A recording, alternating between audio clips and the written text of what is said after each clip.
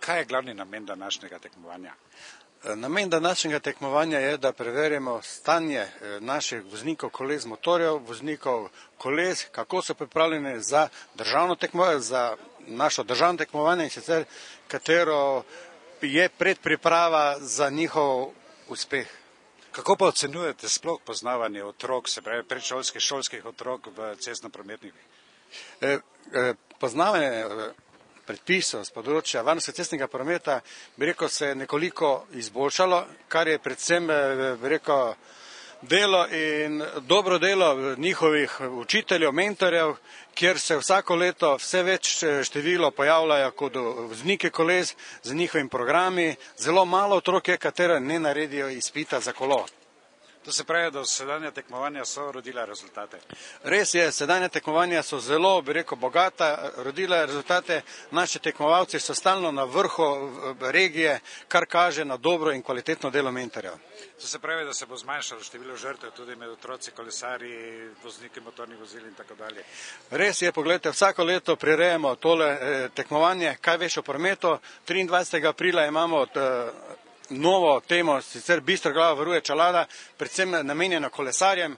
Ravno z takšnimi aktivnostmi hočemo spodbuditi pravilno vožnjo, upoštevanje cestno-prometnih predpisov, hkrati hočemo dvigniti raven znanja kolesarjev in drugih udeležencev cestnega prometa. So timpančke v roke vzeli, ugnali so še bolj peli, sonce se je prikazalo in bili so vsi veseli.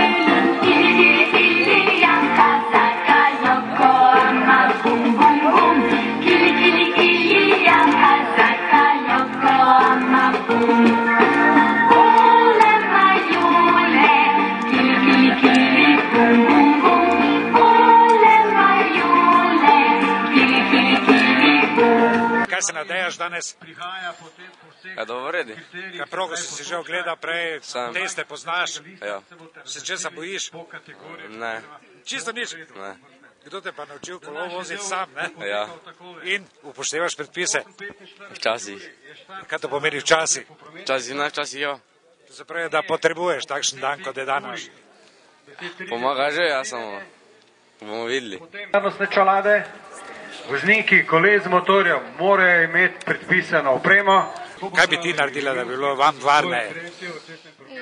Mogoče več znakov, pa tega, da kjer je prometni prehod, potem več nadzora, pač kako se vozijo vozniki. Pa se ti zdi, da je v Mariboru varno na kolesu? Ja, mislim, da je. Na osnovi česa pa to trdiš? Ja, imamo kar nekaj kolesarskih stez, ki so pač primerna za vožnjo s kolesom, pa mislim, da nimamo tako veliko nesreč s kolesom.